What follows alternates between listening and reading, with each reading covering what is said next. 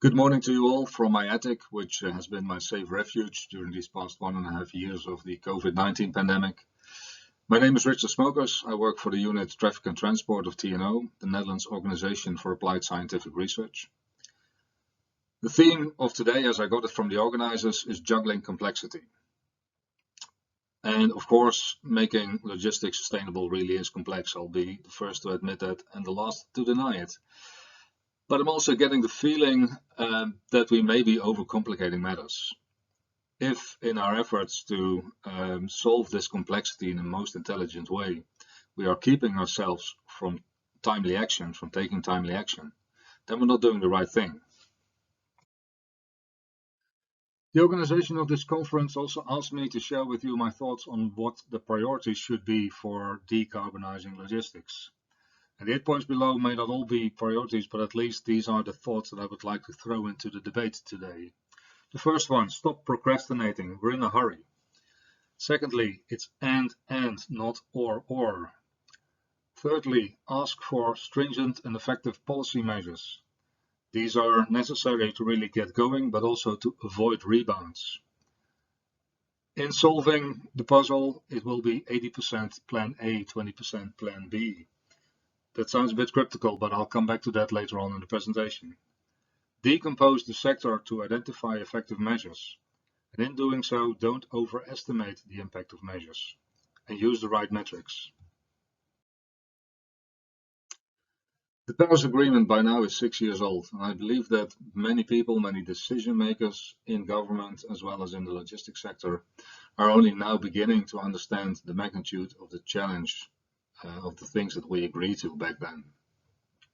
For a long time we worked under the assumption that it would be sufficient to limit global warming to a maximum of 2 degrees centigrade by the end of the century. That would require an 80% overall reduction of CO2 emissions in 2050 relative to 1990. And under that overall target, which was adopted by the European Commission, that same Commission set a 60% target for the transport sector.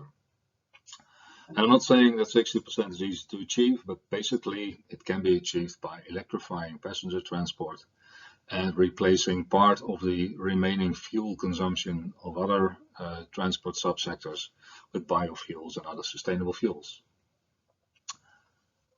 By now we understand that we need to strive for a maximum of 1.5 degrees centigrade by the end of the century. That first of all requires 95% or more CO2 reduction in 2050 relative to 1990. This offers very little room for lower reduction in the transport sector. Basically, it means that also the transport sector should strive for 90% reduction of CO2 emissions by 2050. But it's more challenging than that. If you look at the details of what 1.5 degrees centigrade entails, then it's also clear that this calls for quick reductions due to what is called a finite carbon budget. The level of temperature increase that is reached by the end of the century is not just determined by the year in which we reach zero emissions. It is much more determined by the total amount of CO2 that will be emitted globally between now and the end of the century. And the inconvenient truth is that if we want to have some chance of keeping global warming below 1.5 degrees centigrade, the total amount of CO2 that the world is allowed to emit between now and the end of the century is around 10 times the current annual emissions. That is the total CO2 budget available to stay below 1.5 degrees centigrade. And that also means that a linear reduction path from where we are now to 2050 doesn't do the job. If you follow a linear reduction path with this carbon budget, we need to be at zero in 2040, not 2050. So if we want to give ourselves time to reach zero by 2050, we need to reduce more on the short term. We need to have much more ambitious reduction targets for 2030. And that's also the thinking behind the European Green Deal and the Fit for 55 program that the European Commission has initiated. Looking at the statistics, it's clear that we're still moving in the wrong direction. This graph shows reported and projected CO2 emissions from heavy-duty vehicles, road freight transport in the EU28. It's not an entirely up-to-date graph, but it's the best I could find for this purpose. And I think that Member States and the European Commission in the meantime have implemented some more measures that are included in this projection, but still I think this graph convincingly shows that it's much more likely that the CO2 emissions from logistics will go up or maybe stay constant over the next decades than that they will go down with current policies. The question now is, with which reduction trajectory should the logistics sector contribute effectively to reaching the 1.5 degrees centigrade climate target that I discussed on the previous slides? The European Commission is not entirely clear on this yet. They have set a 90% reduction goal for the transport sector by 2050 in the European Green Deal, but they have not set specific targets yet for 2030 for the transport sector. This 90% reduction target with a linear trajectory would look something like this, but as discussed in the previous slide, that's not good enough in view of the finite carbon budgets. We should reduce faster, so that should look something like this. But knowing all the latency, all the delay times that are in the system, in the logistics system, a trajectory like this is way more likely to happen. That actually seems to be recognized in the model calculations underlying the impact assessment by the European Commission for the Green Deal. In various scenario modeling exercises exploring how to reach 55% CO2 reduction overall by 2030, in all of those scenarios, the transport sector contributes by roughly reducing its emissions by 20% between 2015 and 2030. And this 20% brings the CO2 emissions from the transport sector roughly to its 1990 levels, which means that all of the reductions relative to 1990 still have to happen after 2030. And my question to this conference is this really all we can do? Can't we do better? Can't we reduce CO2 emissions faster in the logistics sector? 29 years till 2050 is really terribly short. So I think it's time that we stop debating options in terms of one or the other, which one is best, and start thinking in terms of and. In trying to save the cabbage and the goat, I fear that we lose the planet. There are a lot of measures available. Many have a small effect, many of them yield their effect relatively late, and none of them can do the whole job. So basically we have to start implementing a lot of different measures at the same time in order to make sure that our combined effect adds up to the targets that we set ourselves. I'm convinced that the sector will not solve this problem by itself. And let me illustrate that with the graph on this slide, which was derived from an analysis of cost implications of reducing CO2 emissions in trucks. Reducing CO2 emissions requires applying measures which cost money, so they are associated with increasing investment costs, but often also yield benefits in terms of fossil fuel cost savings. And the resultant of those two is the green line in this graph, which, as you can see, has a minimum. That's where the market likes to be. That's the end user optimum. The problem with that end user optimum is that, first of all, it delivers only a part of the total available reduction potential. But secondly, that it results in lower costs. And lower cost for transport usually means higher demand.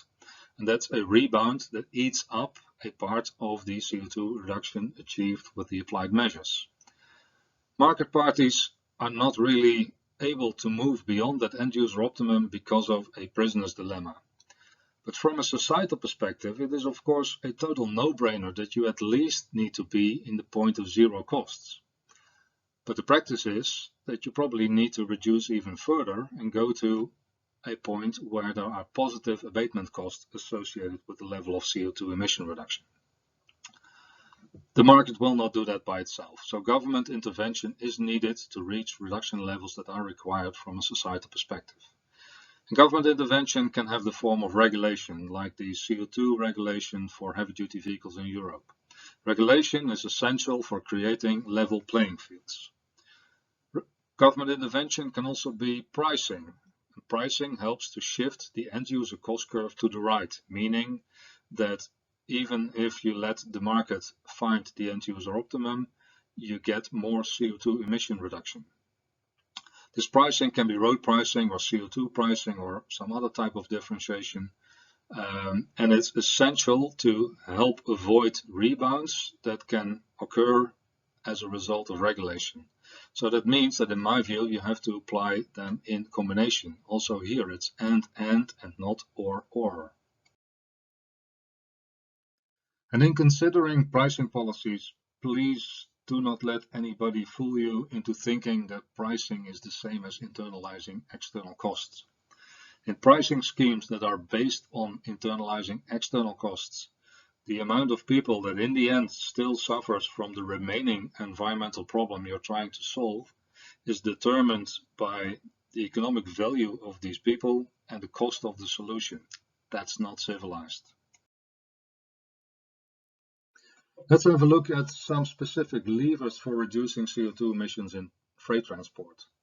This formula will be familiar to you in some form or another, and it's in the middle part of this formula where smart logistic and supply chain innovations can help to reduce CO2 emissions through a reduction of the distance over which goods need to be transported and or a reduction of the vehicle kilometers that are needed to deliver that transport performance, provided that the algorithms behind smart logistics and smart supply chains put sufficient weight on CO2. And that CO2 is a societal objective, and I'm not sure that that's going to happen by itself. But the most important notion that I want to give you is that actually this type of CO2 reduction measures only deliver a significant impact as long as the majority of vehicles run on fossil fuels. So that means that these smart logistic and supply chain innovations need to be implemented fast. Of course, if they are implemented later, they still have a benefit in terms of the reduced demand for renewable energy, but they will no longer impact on the direct CO2 emissions of the transport sector. And speaking about smart innovations in mobility, logistics, and supply chain, that's where we get to the area of juggling complexity.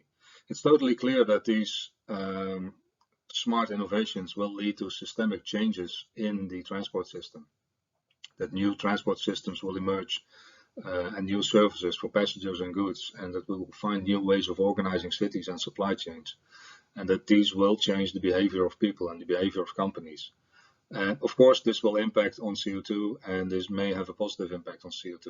But as I said in the previous slide, I expect that this will come later rather than sooner. So for me, that means that relying on systemic changes in the transport sector is a plan B.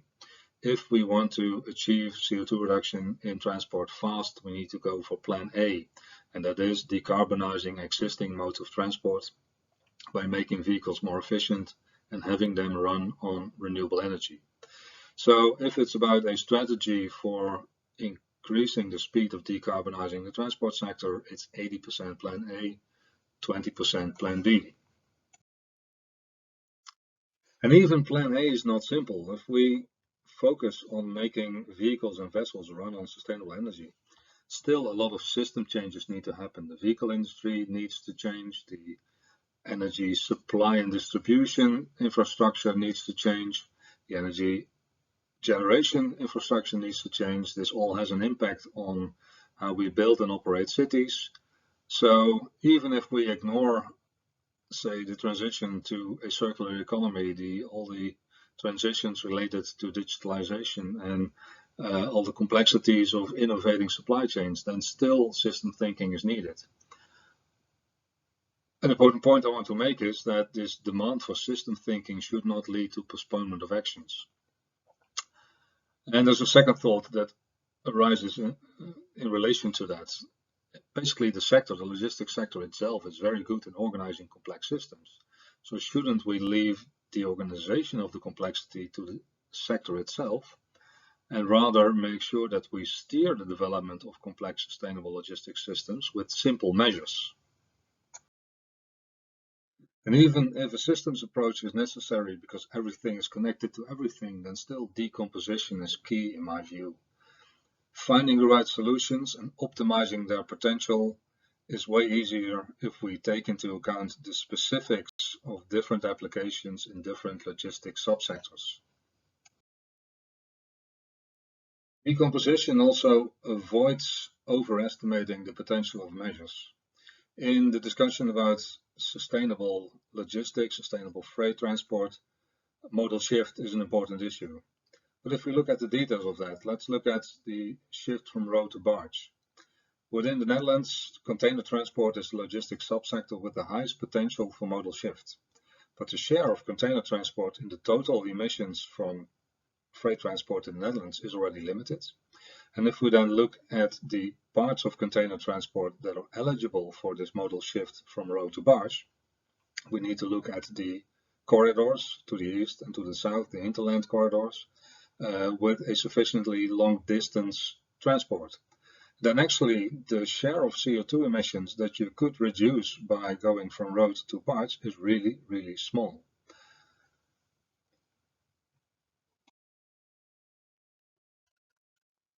Barges are superior to trucks when it comes to CO2 emissions, but decomposition as a means to look at the details that matter has revealed that from the point of view of pollutant emissions, inland shipping is no longer the greener option. That's already clear from this graph, which shows the, say, subsectoral overall average emissions per ton kilometer for inland shipping, diesel trains and trucks. But in a new TNO study coming out soon, in which we compared container transport by inland shipping and by truck on Dutch hinterland corridors, we have seen that the NOx emissions of inland shipping currently are a factor of 5 to 10 higher than for road transport. Another example of where decomposition helps to get more insight in the effectiveness of measures is with zero emission zones for urban logistics. Cities seem to like this measure because of perceived air quality benefits, but it is an inconvenient truth that these benefits have already been rapidly declining with modern trucks and vans meeting Euro 6 emission standards and will further decline with upcoming Euro 7 legislation. So that means that this measure actually should be seen as a means to promote the demand for zero CO2 emission vehicles. And as such, its impact can be significant provided that ZE zones are sufficiently large and implemented in a sufficiently large number of cities in a country. The impact from ZE zones on CO2, by the way, not only comes from the ZE kilometers inside the zone, but also, to a very large extent, from ZE kilometers outside the zone. And that means, and that's something that we've seen in a recent study, that if hubs are used to decouple the freight transport to and from the city from the urban logistics inside the zone, they actually lead to a lower impact on CO2 due to less ZE kilometers outside the zone. Still, they can have benefits for reducing freight traffic inside the zone and thereby improving livability, but they may also decrease livability near their locations due to strong spatial traffic and environmental impacts. Plug-in hybrids are another example of a measure considered in the context of ZE zones. There we have to make sure that if they drive on electricity inside the city, inside the ZE zone, that this electricity is actually not generated by the engine on the legs outside of the city, but is charged from the grid. So the question is, how can we make it accountable and enforceable in geofencing systems that the consumed electricity from plug-in hybrids is charged from the grid? And finally, I come to the last of my 8 priorities listed on the first slide. And that is, stop obfuscating your numbers, use the correct metric. Great Circle distance is the best distance metric for carbon footprinting and accounting. First of all, it is the only correct distance metric for comparing the emission intensity of different transport modes.